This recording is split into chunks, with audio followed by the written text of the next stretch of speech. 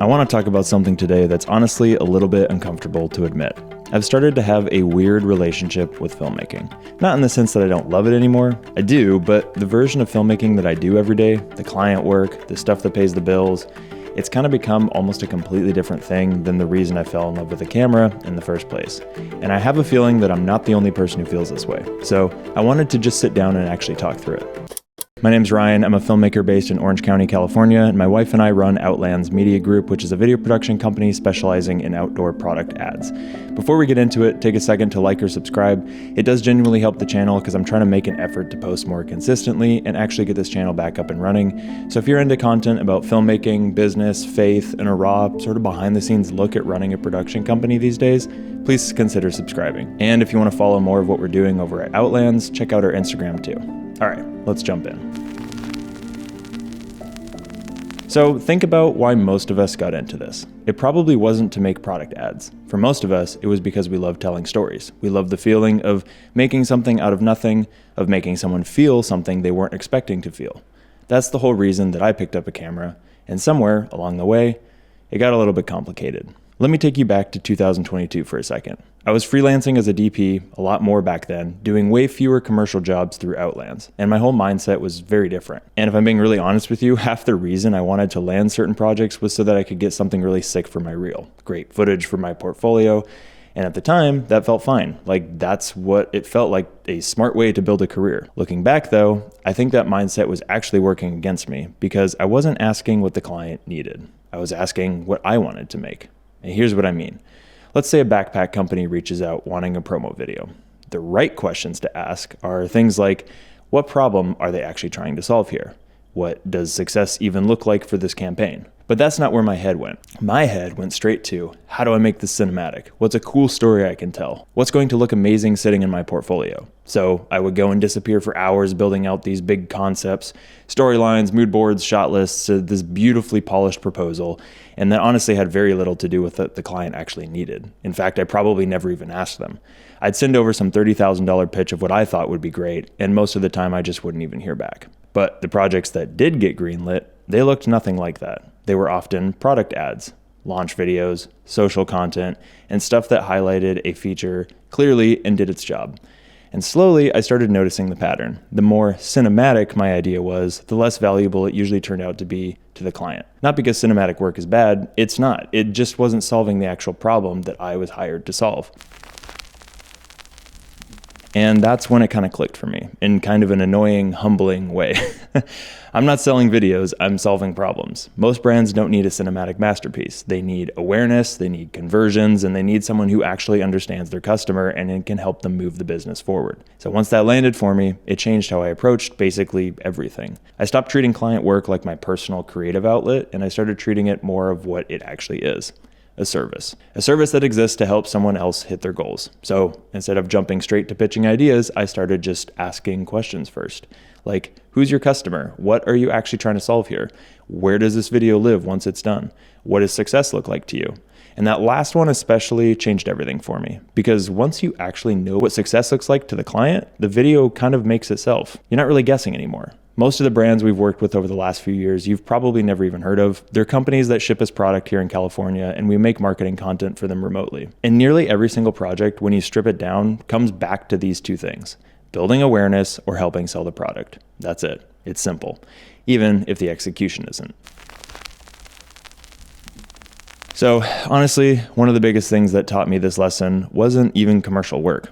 It was social media. A few years back, my wife Lena and I grew her Instagram to around 20,000 followers, with a handful of videos that were crossing over into 1 million views. Super exciting.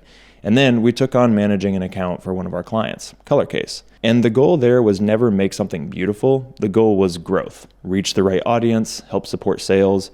So we took that page from about 6,000 followers on a dormant account to over 100,000 this year, again with several videos hitting 1 million views organically. And none of that happened because we were chasing cinematic shots. It happened because every single piece of content had a purpose behind it.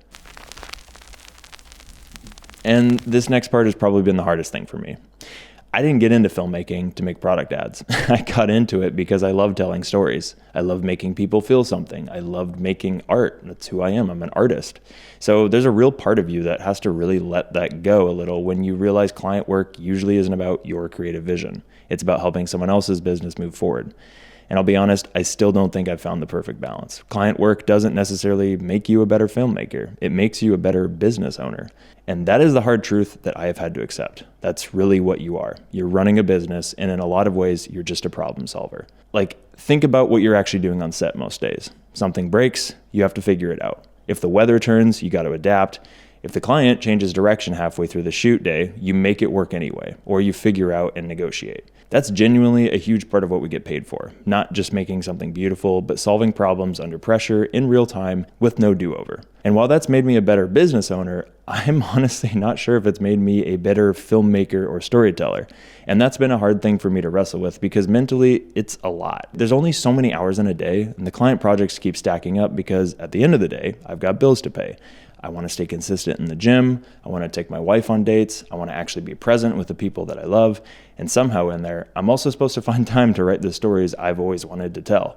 The scripts that have been sitting in my notes app for years and the ideas that made me fall in love with this whole thing to begin with. Some days I feel like I've got the balance figured out. Other days it genuinely just feels like I'm trying to keep my head above water. But through all of this, there is one thing that I have to keep coming back to.